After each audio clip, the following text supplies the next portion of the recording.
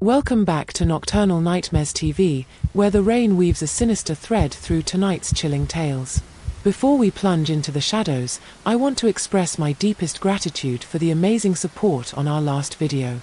Your encouragement keeps these haunting stories alive. Now, prepare yourself for another spine-tingling journey into terror as we unravel your rain-drenched nightmares. Don't forget to show some love by hitting that like button, subscribing, and sharing your thoughts in the comments below. Oh, and let me know, where are you watching from? Now, let's step into the storm and embrace the darkness. The mountain that devours hikers. In the heart of the dense, mist-shrouded forests of the Blackwood Range stood a mountain with a name as dark as its secrets, Mount Voracious. It was said that every hiker who reached its summit vanished without a trace, leaving behind only their footprints leading into the abyss. The locals whispered of an ancient curse, a malevolent force that sucked the life out of those who dared to climb its treacherous slopes. But the allure of the unknown, the promise of the sublime, and the thrill of danger drew many to its base, year after year. Elliot Blackthorne, a seasoned mountaineer in his early 40s, had heard the tales countless times. He dismissed them as the superstitions of the uninitiated, the kind of stories that grew in the darkness of small towns, fueled by fear and misunderstanding. He had climbed some of the world's most challenging peaks, and he was confident that Mount Voracious was just another mountain, one that he could conquer. The day he set out, the sky was a stark, clear blue, the air crisp and invigorating. The forest was alive with the sounds of birds and the rustle of leaves, but as Elliot ascended, the noise gradually faded, replaced by an eerie silence. The trail was well trodden, but slowly became overgrown, as if the mountain were deliberately trying to hide its path from the world. The higher he climbed, the thicker the mist became, until it enveloped him completely, shrouding everything in a ghostly white. Elliot paused, pulling out his map and compass. The coordinates were clear, the path well marked, yet something felt off. He had hiked this trail before, and the landmarks he remembered were either obscured or had shifted. He shrugged it off, attributing it to the thick fog and his own fatigue. He pressed on, determined to reach the summit. As he neared the peak, the fog thinned, revealing a landscape that was both beautiful and terrifying. The summit was a flat, barren plateau, surrounded by jagged peaks that seemed to pierce the heavens. There was no sign of life, no birds, no insects, no wind. The air was still and heavy, as if the mountain itself was holding its breath, waiting for something, or someone. Elliot's steps were slow and deliberate. He knew that this was the moment of truth, the culmination of his journey. He reached into his backpack and pulled out a small digital camera, intending to capture the moment for posterity. But as he turned to take the shot, he noticed something peculiar. His footprints, which had been clear and distinct, now seemed to be leading away from him, deeper into the summit. Confused, he retraced his steps, but the footprints were always a few yards ahead, as if they were leading him somewhere. He followed them, his heart pounding with a mix of excitement and unease. The footprints led to a small, circular clearing at the center of the plateau, where the ground was soft and gave way beneath his feet. Suddenly, the air grew frigid, and a low, mournful howl echoed through the mountains. The mist, which had been thinning, now swirled around him, forming a dense, impenetrable wall. Elliot's flashlight flickered, and the battery died, plunging him into darkness. He could feel the temperature dropping, and a chill ran down his spine. He heard a rustling sound, the whisper of movement just out of sight. His mind raced, trying to make sense of what was happening. Was it an animal? A fellow hiker? Or something else entirely? The thought of the mountain's curse flashed through his mind, but he pushed it aside. He was a rational man, a believer in facts and science, not in myths and legends. The rustling grew louder, and Elliot could sense something closing in. He tried to back away, but his feet were stuck in the soft earth as if the ground itself had a will. He tugged, but the more he struggled, the deeper he sank. Panic set in, and he screamed, but his voice was swallowed by the mist, leaving no echo. Then, from the darkness, he saw a pair of glowing eyes, followed by more, until the entire plateau was alive with the ghostly gaze of unseen watchers. They circled him, and he could feel their breath on his skin, cold and damp, like the exhale of a grave. The eyes were not human, not animal. They were ancient, filled with a hunger that transcended time. Elliot's mind raced, and he thought of his family, friends, and life. He had not meant to die here, to be claimed by a mountain that no one truly understood. He cried out one last time, a desperate plea for help, but the eyes drew closer, and the ground beneath him gave way completely. He fell, but not into an abyss. Instead, he found himself in a cavern, a vast underground chamber lit by a dim, otherworldly light. The walls were slick with moisture, and the air was thick with the scent of decay. He was not alone. The cave was filled with the spectral forms of hikers who had come before him, their bodies twisted and contorted, their faces frozen in eternal terror. A voice, neither male nor female, whispered in his ear, "You are not the first, and you will not be the last." Mount Voracious has a hunger that can never be sated, a need that has been fed for centuries. You were warned, but you did not listen. Now, you belong to us. Elliot felt a cold, numbing sensation spread through his body, and his consciousness began to fade. He thought of the footprints leading into the mountain, the final testament of those who had been claimed. He realized that the mountain did not devour hikers, it preserved them, trapping them in a timeless, unending nightmare. As the darkness claimed him, Elliot's last thought was a warning, a message he hoped might somehow reach the outside world. Turn back. The mountain is not what it seems. It does not forgive. It does not forget. The next morning, a search party found Elliot's backpack and camera at the base of Mount Voracious. The camera's memory card was empty, but the trail of footprints leading to the summit was as clear as ever, a silent testament to the mountain's insatiable appetite. The story of Mount Voracious continued to grow, the whispers of its curse becoming louder, more ominous. Yet, for some, the allure of the unknown, the promise of the sublime, and the thrill of danger were too strong to resist. The mountain stood, waiting, as it had for centuries, ready to claim its next victim. And so, the footprints kept leading in, one pair after another, into the heart of the mountain that devours hikers. The meadow of eternal sorrow. The sun dipped below the horizon, casting long, gnarled shadows across the rolling meadow. It was a place of serene beauty by day, a sea of wildflowers that danced in the gentle breeze. But at night, the meadow transformed. Whispers of the wind carried tales of sorrow, and the air grew heavy with a palpable dread. It was here, on the edge of the cursed forest, where ghostly figures dressed in funeral attire would appear, their mournful cries echoing through the darkness. Sarah Marston, a seasoned journalist with a penchant for the uncanny, had been fascinated by the rumors surrounding the meadow. For months, she had collected accounts from locals, each one more chilling than the last. The villagers spoke of the ghostly figures in hushed tones, their eyes wide with fear. They said the spirits gathered around invisible graves, their hands clasped in prayer, their voices a symphony of grief. Determined to uncover the truth, Sarah packed her gear and set out for the meadow at dusk. The air was cool, and the scent of earth and dying leaves filled her lungs. As she approached, the shadows grew longer, and the light dimmed. She shivered, not from the cold, but from the sense of foreboding that permeated the air. Sarah found a spot near the edge of the meadow, where the forest's shadow loomed over the grass. She pulled out a journal and a pen, ready to document whatever she might see. The sky darkened, and the stars began to twinkle. It was then that she heard it, the faintest of whispers, like the rustling of leaves in a breeze that didn't exist. She strained her ears, and the whispers grew louder, coalescing into a chorus of mournful wails.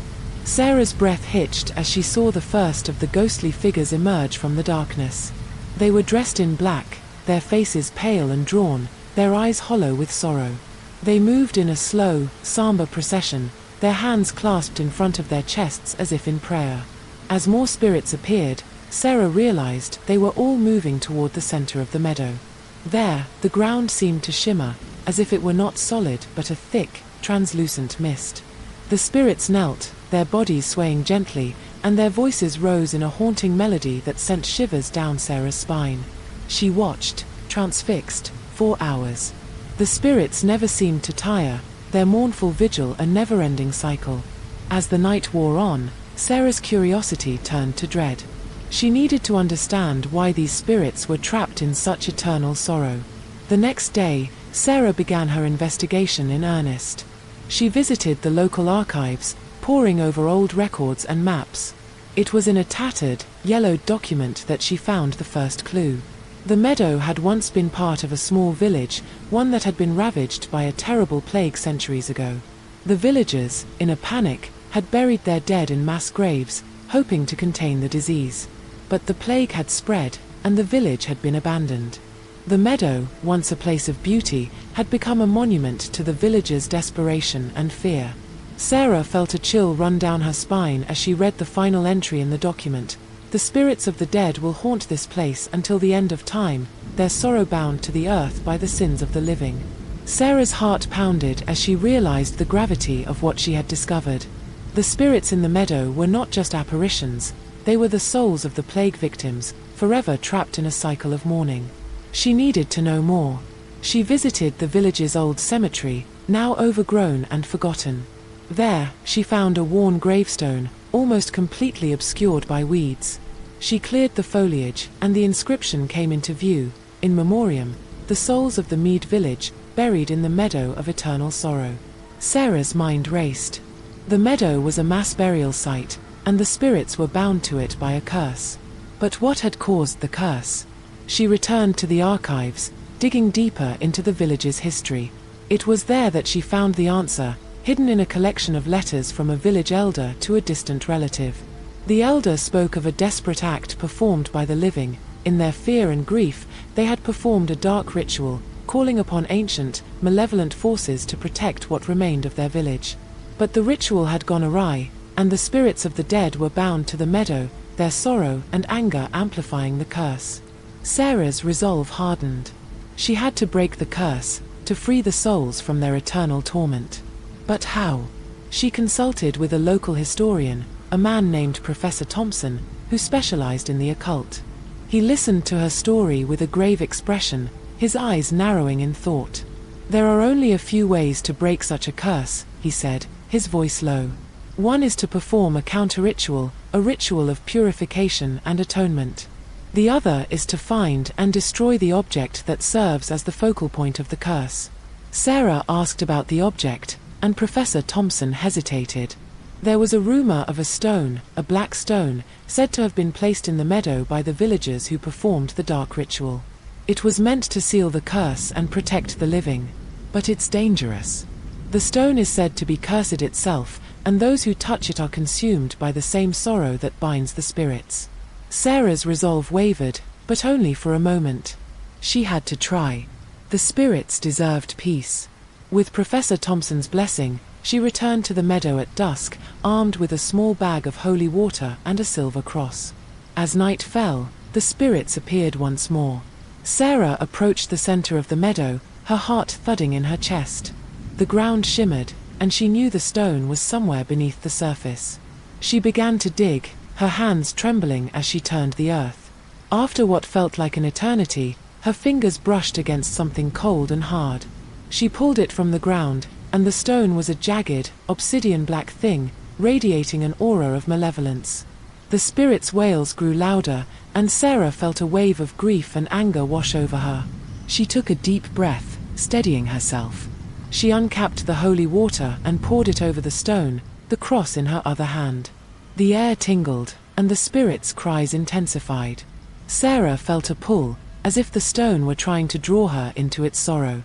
She pushed through the pain, her voice steady as she recited the words of the counter-ritual. "Spirits of Mead Village, hear me. Your suffering ends tonight.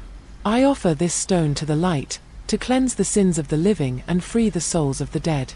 The stone crackled and hissed as the holy water touched it, and a blinding light erupted from the ground. Sarah shielded her eyes, feeling the stone's power drain away. When the light faded, the stone was gone, and the meadow was silent. Sarah waited, her heart beating fast. The spirits were gone, and the air around her felt lighter, as if a weight had been lifted. She stood, her legs trembling, and looked out over the meadow. The ground no longer shimmered, and the flowers, once wilted and lifeless, seemed to bloom anew. The next day, Sarah returned to the village. The atmosphere had changed. The villagers, who had once been wary of her, now approached with smiles and gratitude. They had seen the meadow, once a place of dread, transform back into the beautiful, peaceful place it had been before the plague. Sarah felt a sense of fulfillment, but also a deep sorrow. The spirits were free, but their story would never be forgotten. She wrote her findings, publishing them in a small, local newspaper. The article became a sensation, and people from all over came to visit the meadow, to pay their respects and to remember those who had suffered. Years passed, and Sarah visited the meadow often, always feeling a sense of reverence and peace. The spirits had found their rest, and the meadow was a testament to the power of forgiveness and atonement. But sometimes, in the depths of the night, she could still hear the faintest echo of their sorrow, a reminder that the past, no matter how dark, must never be forgotten. And so, the meadow of eternal sorrow stood, a place of beauty and a place of memory, where the living and the dead could coexist in harmony, bound not by sorrow, but by the enduring power of compassion and understanding. The Vanishing Librarian. In the ancient halls of Merton University, where ivy clung to the stone walls and the air was thick with the scent of old paper and dust, there was a library like no other. The Merton Library was a sprawling labyrinth of shelves, a repository of knowledge that seemed to stretch into the unknown. Among its many secrets, there lay a hidden section, whispered about in hushed tones by those who dared to venture into the less frequented corners of the university. Eliot, a third-year student of literature, had always been drawn to the obscure and the mysterious. His passion for researching forgotten texts had led him to explore every nook and cranny of the library, each visit bringing him closer to the legend of the hidden section. It was said that in this part of the library, books possessed a peculiar power, one that could challenge the very fabric of reality. One stormy evening, as the rain lashed against the windows and the wind howled through the corridors, Eliot found himself alone in the library. The storm had closed the campus early, and the usual chatter of students and the soft scratching of pens had been replaced by an eerie silence. His curiosity stirred, Eliot decided to delve deeper into the library's bowels, hoping to uncover the truth behind the rumors. Following a faded map he had discovered in an old librarian's journal, Eliot navigated the maze of bookshelves, his heart pounding with a mix of excitement and unease. The map led him to a small, unmarked door in the farthest corner of the basement. The door was slightly ajar, and a thin beam of light leaked from the crack, casting long shadows on the stone floor. With a deep breath, Eliot pushed the door open and stepped into a room that seemed to defy the laws of space and time. The room was circular, with shelves that reached the ceiling, and the air was heavy with the musty smell of old books. But what caught his attention was the peculiar arrangement of the books. They were not organized by author or subject. Instead, they seemed to be grouped by a cryptic system that made no sense to him.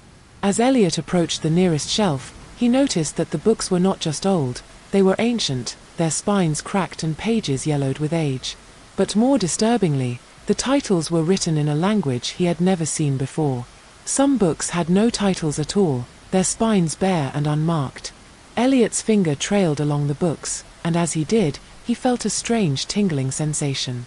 It was as if the books were alive, pulsating with an energy that made the hair on the back of his neck stand on end. Suddenly, one of the books on the shelf began to vibrate, and before Eliot could react, it leapt off the shelf and into his hands. The book was bound in dark leather, and as Eliot turned it over, he noticed that it had no title or author. The pages were blank, but as he opened the book, words began to materialize, forming a story that seemed to be written just for him.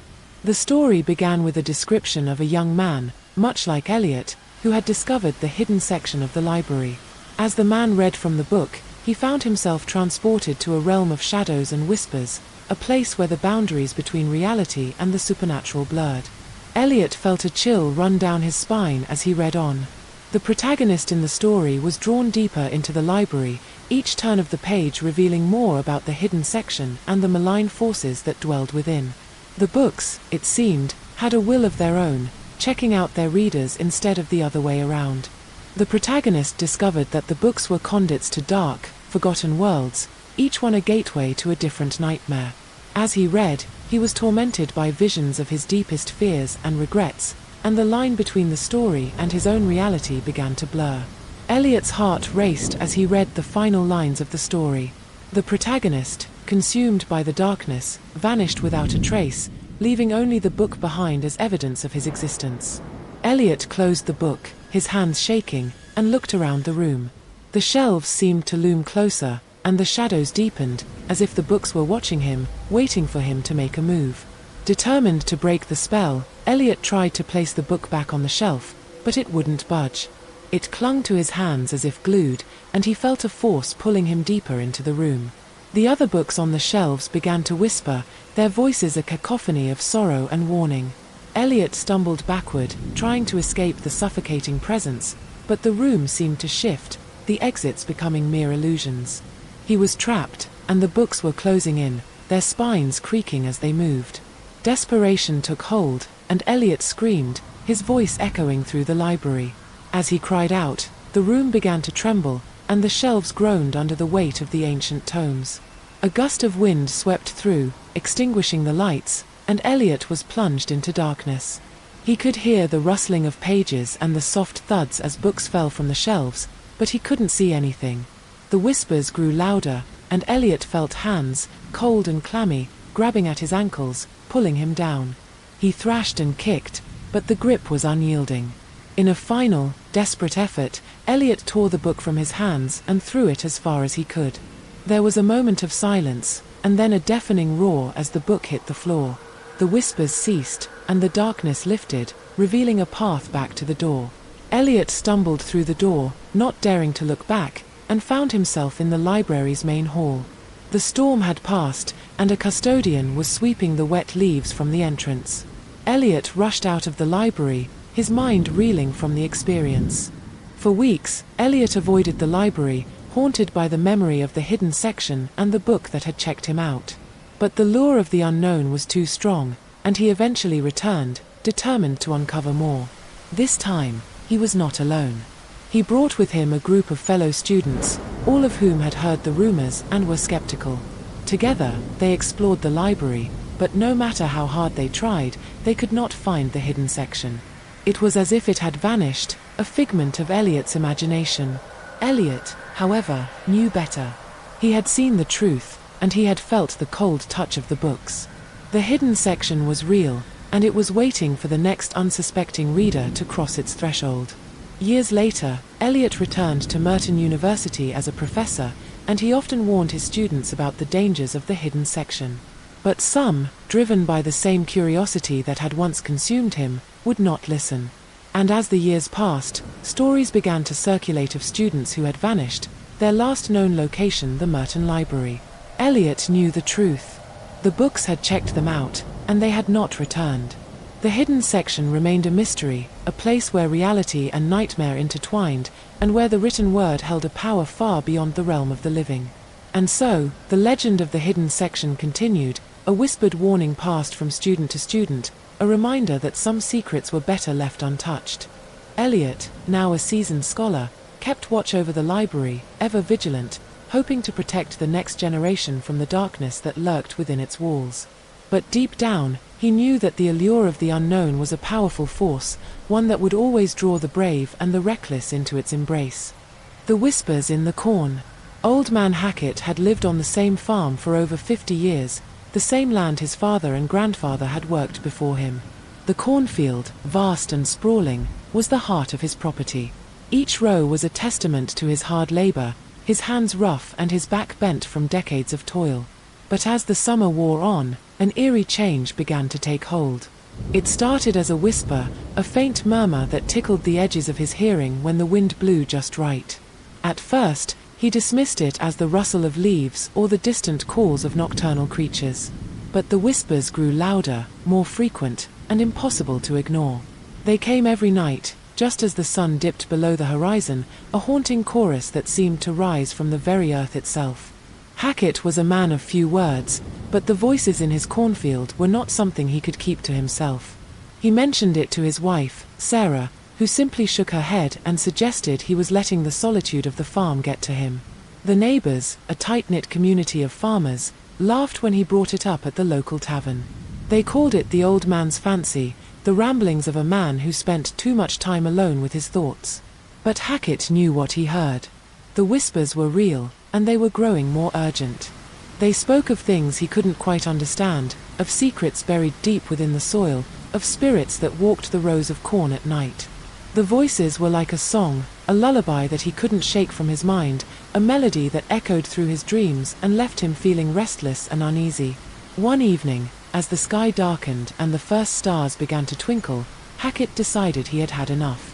He grabbed his old lantern and a hatchet, determined to confront whatever was haunting his fields. The air was heavy with the scent of damp earth and the sweet, green aroma of the corn. He stepped into the field, the lantern casting long, jagged shadows across the rows. The whispers were louder now, a cacophony of voices that swirled around him. They seemed to come from everywhere and nowhere, a maddening symphony of the unknown. Hackett's heart raced, and his hands trembled, but he pressed on, his lantern held high. As he walked deeper into the field, the voices grew clearer. They spoke in hushed tones, as though they were afraid of being overheard. Hackett strained to make out the words, but they were garbled, a mix of laughter and pleading, of warnings and taunts. He stopped, trying to pinpoint the source, and that's when he noticed it. The scarecrows had moved. He had placed them himself, just a few weeks ago, to keep the crows from eating his crops. They had stood still and silent, their arms outstretched, their heads drooping. But now, as he scanned the field, he saw that they were no longer in their original positions. Some were canted at odd angles, others seemed to be reaching out, their straw-stuffed bodies twisted and contorted. Hackett's breath caught in his throat. He approached the nearest scarecrow, a gnarled wooden stake driven into the earth, its head a burlap sack with crude eyes and a mouth sewn shut. But as he got closer, he saw that the mouth was no longer sewn shut. It gaped open, as though the scarecrow were screaming. The whispers grew louder, a crescendo of voices that seemed to be urging him forward. Hackett's lantern flickered, casting a ghostly light over the field. He moved slowly, his eyes darting from one scarecrow to the next, each one more twisted and unnatural than the last. Suddenly, a hand grabbed his arm. Hackett spun around, his heart pounding, but there was no one there. The hand was cold, like the touch of the dead, and it sent a shiver down his spine. The whispers intensified, a chorus of voices that seemed to be speaking directly to him. "Leave it be, old man. You don't want to know what lies here." Hackett's lantern sputtered and went out, plunging the field into darkness. He fumbled for the matches, his hands shaking. The voices were all around him now, a relentless tide of sound that threatened to overwhelm him. Stay away from the center. The secret is in the heart of the field. Hackett struck a match, and the flame flared to life. He quickly relit the lantern, and the light cast long, menacing shadows across the rows. The scarecrows seemed to loom over him, their forms distorted and menacing. He could hear them now, the whispers coming from the scarecrows themselves, as though they had come to life. He forced himself to move, the lantern held out in front of him. The voices grew louder, more desperate, as he approached the center of the field. There, in the heart of the corn, stood an old, weathered scarecrow, its body more hunched and twisted than the others. The burlap sack that served as its head was streaked with something dark and viscous, and its eyes seemed to follow him as he approached. "Don't look, old man. Don't look at the secret." But Hackett couldn't help himself. He took one last step forward, and the ground beneath him gave way. He fell into a hidden pit, the lantern falling from his grasp and extinguishing as he tumbled into the darkness. The voices grew silent, and for a moment there was only the sound of his own rapid breathing. Then, as his eyes adjusted to the darkness, he saw them. The scarecrows were not the only things that had moved. The pit was filled with the bones of countless scarecrows, their burlap heads rotting and decaying. But among the bones, he saw something else, human bones, gnarled and ancient, their skulls cracked and broken. The whispers began again, but this time, they were different. They were the voices of the dead, the spirits of those who had been sacrificed to the land. Hackett's mind reeled as he realized the truth. The field was cursed, a place where the living and the dead mingled, where the spirits of the past sought to protect their secrets. "Too late, old man. You've seen too much. Now, you must join us."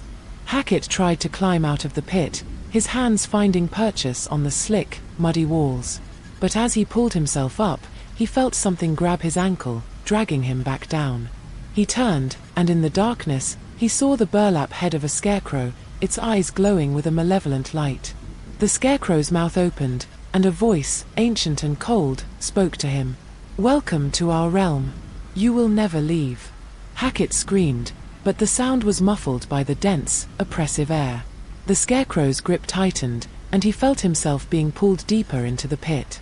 The bones around him seemed to shift, as though they were coming to life, their ghostly voices rising in a final, blood-curdling scream.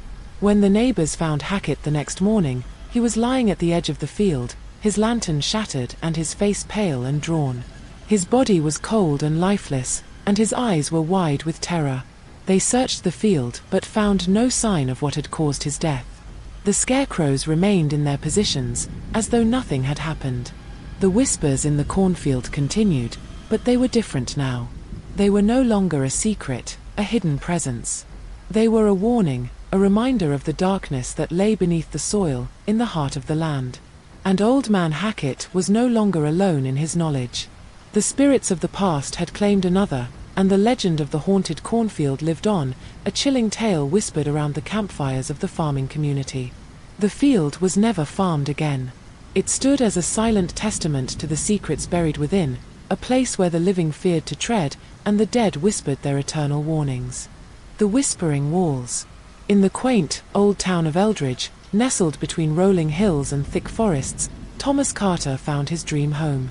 It was a Victorian mansion, with a wraparound porch and ivy crawling up its sturdy brick walls. The price was considerably low, a fact the real estate agent attributed to the house's isolation and the rumors of a mysterious, unexplained phenomenon. Thomas, with his skeptical nature and practical mind, dismissed these tales as small-town superstition. He was 45, a widower, and in search of a quiet place to retire with his collection of rare books and vintage artifacts. The house, with its promise of solitude and history, seemed perfect. The first few days in the mansion were unremarkable. Thomas settled into his new life, arranging his books and setting up his study. He spent his evenings by the fireplace, reading and sipping brandy, enjoying the peace he had sought so fervently. But on the third morning, as the first rays of sunlight filtered through the ancient oak trees, Thomas noticed something peculiar. A door, previously non-existent, stood at the far end of the long hallway leading to his bedroom. Curiosity piqued, he approached it. The door creaked open to reveal a small, dimly lit study that was not his. The room was filled with old, leather-bound journals and a dusty, antique desk.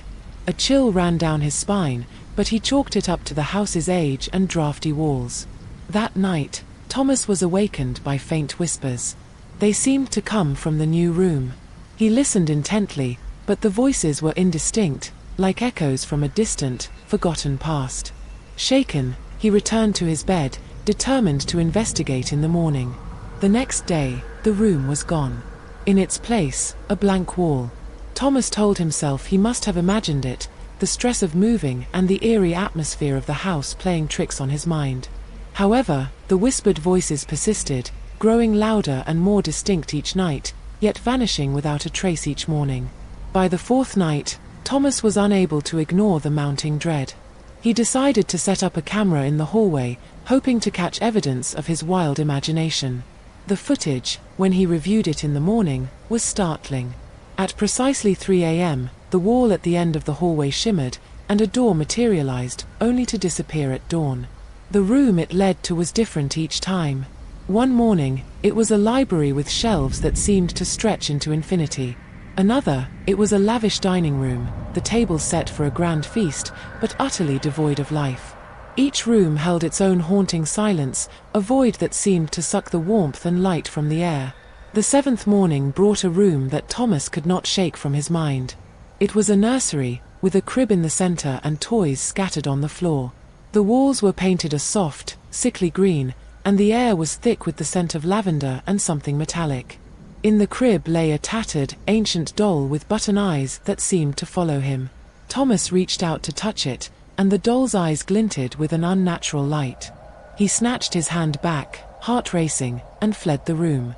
When he returned for a second look, it was gone, replaced by the familiar, unadorned wall. The whispers grew bolder, now weaving through the air during the day. They spoke of dark secrets, lost souls, and forgotten tragedies. Thomas began to recognize names and events from the town's history, tales of children who had disappeared, women driven mad, and men who vanished into the night. The house itself seemed to be a living, breathing entity, its walls pulsating with the echoes of those who had come before him. One night, the whispers coalesced into a clear voice. "You cannot ignore us, Thomas. We are here, and we will not rest until you understand." The voice was female, tinged with sorrow and a hint of accusation. It led him to a new room, one he dared not enter. The door was adorned with intricate carvings of weeping faces and twisted, gnarled trees. When he finally turned the doorknob, the room inside was a stark contrast to the others. It was modern, with white walls and a single, comfortable chair in the center. On the wall hung a mirror, but when Thomas looked into it, he saw not his reflection, but a room from his past. It was the nursery where his own daughter, Lily, had once slept. The sight of her empty crib, the toys she no longer played with, and the window through which she had watched her last sunset, was a punch in the gut. The whispers ceased, replaced by a calm, almost gentle voice. "Lily is waiting, Thomas. She needs you." Thomas was floored. His daughter had died in a tragic accident 10 years ago, and the pain of her loss had never truly faded. The house, it seemed, was not just playing tricks on his mind, it was delving into his deepest fears and regrets. Days turned into weeks, and the phenomenon continued. Each new room brought a new horror or a new memory, each more unsettling than the last. Thomas found himself walking the halls in a daze, his rational mind struggling to comprehend the irrational. The house was no longer a refuge, but a labyrinth of terror, each step leading him deeper into the unknown. One evening, as the sun set, casting long shadows across the floor, Thomas decided he had to confront the house once and for all. He gathered his courage and walked to the room with the carved door. Inside, the mirror showed a different scene this time, a forest, shrouded in mist, with a figure standing in the distance. The figure turned, and Thomas saw the face of his daughter, alive and calling to him. The voice in his head was clear and resolute. "Follow her, Thomas. It is the only way to end this." With a heavy heart, Thomas stepped through the mirror. The room vanished behind him, and he found himself in the misty forest. The air was cold, and the ground beneath his feet was damp and uneven. He followed the figure of Lily, who led him to a clearing. There, she turned to face him, her eyes filled with a mixture of longing and sorrow. "Daddy, I've been waiting for you," she said, her voice a soft, distant echo. Thomas's eyes stung with tears. "Lily, I'm here. I've come for you." She shook her head, her expression gentle but firm. "No, Daddy. You have to let me go. The house has been trying to bring us together, but it can't. Not here. Not in this place. You have to let me rest." Thomas felt a surge of anger and grief. "But I can't. I can't lose you again. I can't bear it." Lily's hand reached out, passing through his as if he were not solid. "You already have, Daddy. But it's time to move on. I am at peace, and you can be too. Just let go." The mist around them thickened, and the forest seemed to close in. Thomas realized that the house was not a place of refuge, but a prison, trapping the souls of those who had not found peace. It was a vessel for their pain, their regrets, and their unfulfilled desires. Lily was one of them, a ghost bound by her father's unwillingness to let her go. "I can't," Thomas whispered, his voice breaking. "I can't let go. I love you too much." Lily's smile was sad, but understanding. "I know, Daddy. But love isn't about keeping someone with you forever. It's about letting them go when they need to. That's what I need from you. That's what the house needs from you." As the words sank in, Thomas felt a weight lifting from his heart. He realized that his daughter was right. His grief had been a chain, binding him to the past and preventing him from moving forward. He took a deep breath and spoke, his voice firm. "I love you, Lily. And I will let you go." The figure of his daughter began to fade, her smile growing more peaceful as she disappeared into the mist. The forest around him dissolved, and he found himself standing in the hallway of the Victorian mansion. The door with the carved faces was gone, replaced by a solid wall. The whispers were silent, and the air was clear and still. From that day on, the house remained as it was. No new rooms appeared, and the whispers never returned. Thomas sold the mansion and moved to a small, simple cottage on the outskirts of town. He found solace in the ordinary, in the quiet routine of his daily life. He no longer clung to the past, but instead embraced the present and looked forward to the future. The Victorian mansion in Eldridge stood empty, its secrets locked away behind its thick, whispering walls. Some say that if you listen closely, on certain nights, you can still hear the faint echo of a child's laughter, mingling with the rustling leaves of the ancient oak trees. But Thomas never returned to that place, for he had finally found peace, and he knew that some mysteries were better left unsolved. The melody of summer's end. In the small, seemingly tranquil town of Willow Creek, summer was a season wrapped in nostalgic warmth and lazy afternoons. The air was thick with the scent of freshly cut grass and the sound of children playing in the streets.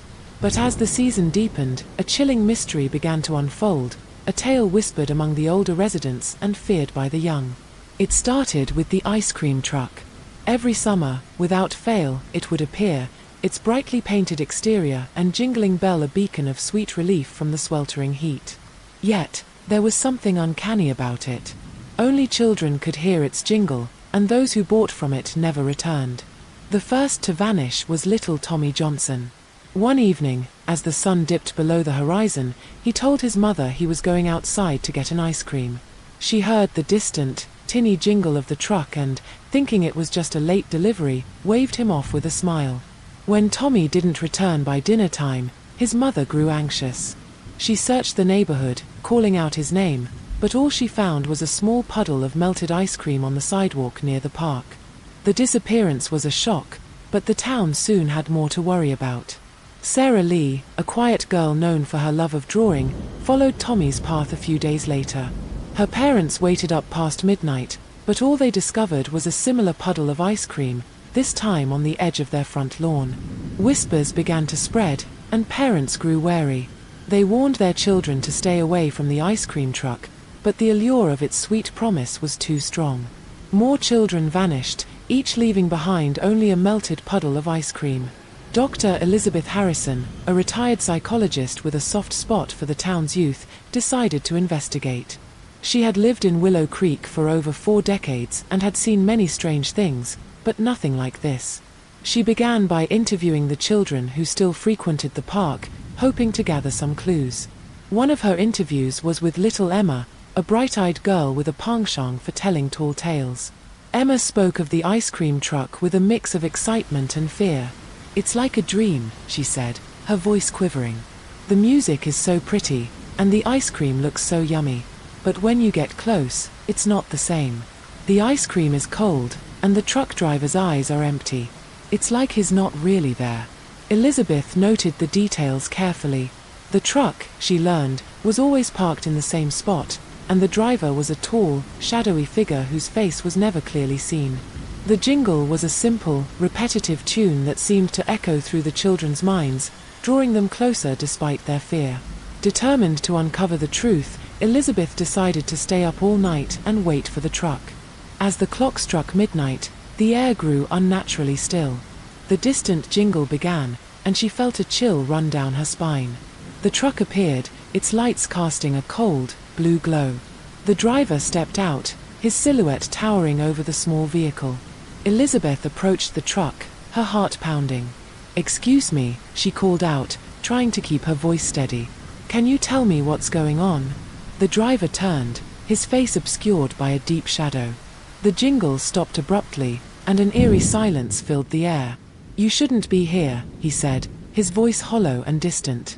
Elizabeth felt a surge of determination. "I know children have been vanishing. I'm here to help." The driver's form seemed to waver, and for a moment she thought she saw a glimpse of something more, something that wasn't human. "It's too late for you to help," he whispered. "But you can save the others." Before she could respond, he vanished, leaving the truck idling. Elizabeth hesitated, then opened the door. Inside, the truck was empty, save for a single, handwritten note on the dashboard. She picked it up, her hands trembling as she read the words. "The summer sun brings life, but it also breeds darkness. The children are drawn to the light, but they are taken by the shadows. To save them, You must face the darkness that lies within yourself. Elizabeth's mind raced. The note was cryptic, but it seemed to suggest that the disappearances were linked to something deeper, something within the town itself. She began to dig into the town's history, searching for any clues that might explain the strange events. She discovered an old legend about a cursed summer that had occurred generations ago. A series of tragic accidents had claimed the lives of several children, and the townspeople had blamed a malevolent spirit that roamed the streets at night. The spirit had been said to lure children with the promise of sweet treats, only to take them away forever. Elizabeth realized that the ice cream truck was a manifestation of this spirit, a vessel through which it could continue its dark work. She knew she had to act quickly to prevent more disappearances. She gathered the remaining children and their parents, explaining her findings and the legend. "We need to break the curse," she said, her voice firm. "We must confront the darkness together." The next night, Elizabeth led a group of parents and children to the park. As the jingle began, they stood their ground, determined to face whatever came their way. The truck appeared, and the driver stepped out, his eyes glowing with a sinister light. "You cannot stop me," he hissed, his voice echoing through the night. Elizabeth stepped forward, her heart heavy but resolute. "We can and we will. We will not let you take our children anymore." The driver lunged at her, but the parents and children stood firm, their presence a united front. As they confronted the spirit, a blinding light enveloped the truck. The jingle grew louder, then suddenly stopped. The truck vanished, and the driver with it. In the aftermath, the children who had been taken began to reappear, confused and disoriented but unharmed. They spoke of a dark, cold place where they had been held, but they couldn't remember how they had gotten there or who had taken them. The town of Willow Creek was never the same after that summer. The legend of the cursed ice cream truck became a cautionary tale, passed down through generations. Parents warned their children to be wary of the allure of the unknown, and the park where the truck had once appeared was now a place of remembrance and vigilance. Elizabeth, though shaken by the experience, felt a sense of relief. She had saved her town, but the memory of that night and the cold, empty eyes of the truck driver would haunt her for years to come. The summer sun brought life, but it also reminded her of the darkness that could lurk beneath the surface. And so, every summer, as the first warm rays of sunlight touched the town, the people of Willow Creek would gather to share stories of the past, ensuring that the memory of the ice cream truck and the children it had taken would never be forgotten. The jingle no longer echoed through the streets, but the legend lived on, a reminder of the thin line between light and shadow, and the courage it takes to face the unknown. The whispers of Willowvale Park. In the quaint town of Willowvale, nestled between rolling hills and dense forests, there was a playground that had always seemed a bit off. It was built on the outskirts, where the town's old burial ground once lay, a fact that only the oldest residents remembered. The playground, with its vibrant red slides, gleaming monkey bars, and ever-creaking swings, was a stark contrast to the somber history of the land. Children flocked to it, their laughter a balm to the town's quiet, but the older folks always kept a wary eye on the place, whispering about the spirits that lingered in the shadows of the oak trees that bordered the park. Eleanor, a retired history teacher, was one of those older residents. She had lived in Willowvale her entire life and had heard the stories of the burial ground since she was a child. The whispers of the dead, the unexplained disappearances, and the chilling reports of eerie movements in the park at night. But she had always dismissed them as nothing more than local folklore, until the day her grandson, Alex, disappeared. Alex was a bright, energetic boy who loved the playground. On a warm summer evening, Eleanor watched him from her porch as he ran towards the swings, his small frame silhouetted against the setting sun. She remembered the sound of her own grandmother's voice, warning her to be cautious, but she brushed it off, thinking it was just an old woman's paranoia. She called out to Alex, reminding him to be home before dark, but he was already too far, his laughter carrying on the breeze. As the first stars appeared, Eleanor grew anxious. She called out again, but there was no response. She walked to the park, the path familiar from years of evening strolls. The playground was eerily quiet. The swings hung still, the merry-go-round was motionless, and the slide was empty. But as she approached, the hairs on the back of her neck stood on end. The air felt heavy, charged with an unseen presence. "Alex," she called, her voice trembling. There was a rustle in the trees, and a cold wind swept through the park, extinguishing the nearby streetlights. Eleanor's heart pounded as she searched the darkened playground with her flashlight. Then, she heard it, a faint creaking, coming from the swings. She shone the light in that direction, and her blood turned to ice. The swings were moving, back and forth, as if a ghostly child was seated there, invisible to her eyes. Eleanor backed away, her mind racing with old tales of the cursed ground. She knew she had to get help, but as she turned to leave, the merry-go-round began to spin, slowly at first, then faster and faster. Shadows danced around the edges, and she could swear she heard the faint sound of children's laughter, mingling with the creaks and groans of the playground equipment. She ran, her heart pounding in her chest, and woke the sheriff, Tom, at his home. He was a burly man with a skeptical streak, but the urgency in Eleanor's voice made him act. They returned to the park with a team of deputies, all of them armed with flashlights and a sense of dread. The park was alive, the swings swaying, the slide humming, and the merry-go-round spinning like a fury. The deputies drew their weapons, but the playground seemed to move on its own, each piece of equipment a part of a macabre dance. Tom, ever the pragmatist, ordered the team to search the area, but the equipment moved as if to thwart them, the swings blocking paths and the merry-go-round creating a vortex of swirling darkness. Eleanor, driven by a mother's instinct and a grandmother's fear, ventured closer. She saw a small, trembling figure huddled by the base of a slide. It was Alex, his face pale and his eyes wide with terror. She rushed to him, pulling him into her arms, but as she did, the slide began to move, lifting them both as if they were a living, breathing entity. "Tom, help us," she screamed, but the slide carried them away, into the heart of the park, where the shadows seemed to thicken and the air grew colder. The ground beneath their feet felt unstable as if it were shifting, and the trees around them bent inwards, forming a canopy that blocked out the sky.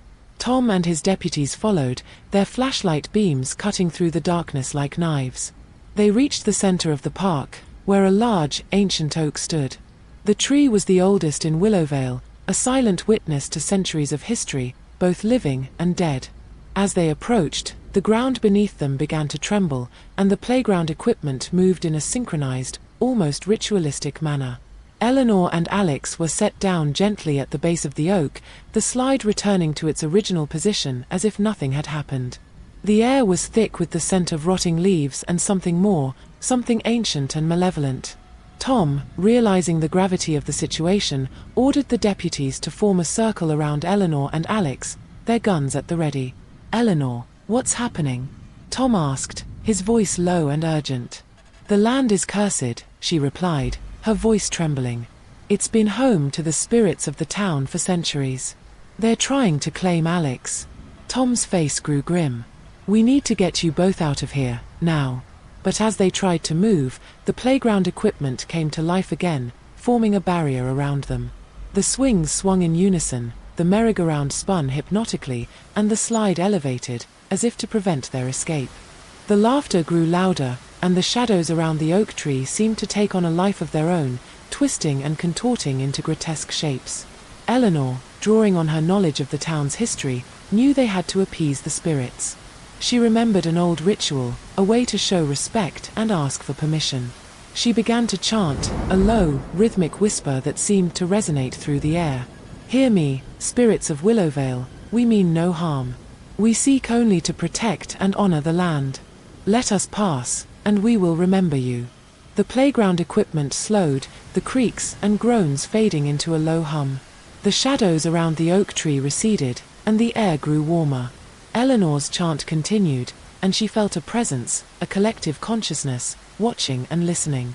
Tom, seizing the opportunity, signaled to the deputies to move. They formed a protective ring around Eleanor and Alex, slowly backing away from the oak tree. The playground equipment remained still as if held in a trance by Eleanor's words. They reached the edge of the park, and as the last deputy stepped onto the solid ground beyond, the playground equipment jerked to life, as if snapping out of a spell. Eleanor and Alex were safe, but the park was not. The next day, the town council voted to close the playground, and a fence was erected around the perimeter. Signs were posted, warning visitors of the danger, But the old playground remained, a silent sentinel to the darkness that still lingered. Eleanor, with the help of Tom, dug through old records and discovered that the playground had been built on a site where a tragic event had taken place, a mass burial following a devastating plague that had swept through Willowvale in the 17th century. The spirits of the dead, restless and angry, had been awakened by the construction, their domain disturbed. The town decided to honor the spirits by transforming the playground into a memorial garden, with a plaque that told the story of the land and the people who had suffered there. It was a place of remembrance, a way to acknowledge the past and seek peace for the spirits.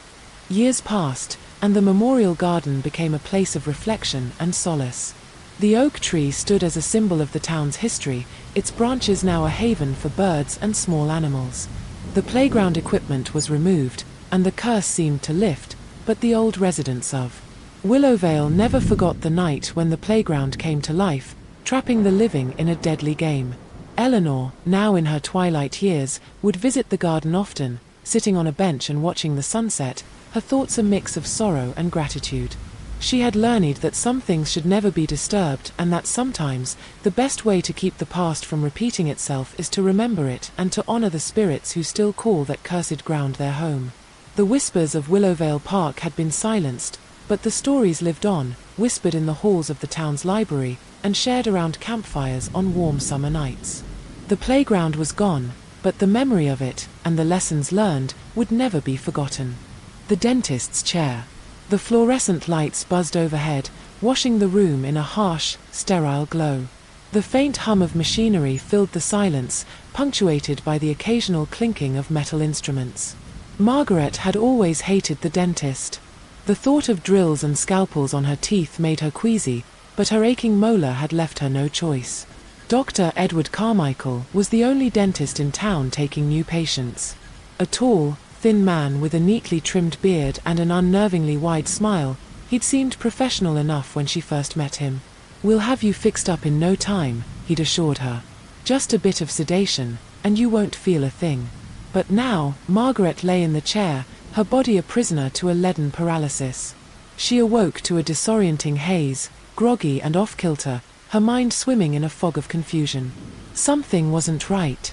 Her eyelids fluttered open halfway, and she found herself staring up at the glaring white light above. It was blinding, almost dreamlike in its intensity. She tried to move. Her arms, her legs, nothing responded. Even her lips refused to part as she attempted to call out. Panic began to bubble in her chest, a frantic storm trapped beneath her immobilized exterior. And then she heard it. A voice, close and intimate, disturbingly calm. "I need more teeth for the collection." The words slithered into her ears, silky and smooth, carrying the weight of something miserably vile. Margaret's heart thundered in her chest, though her body gave no sign of her terror. She could feel the sweat beading at her temples, unable to escape her skin. Dr. Carmichael.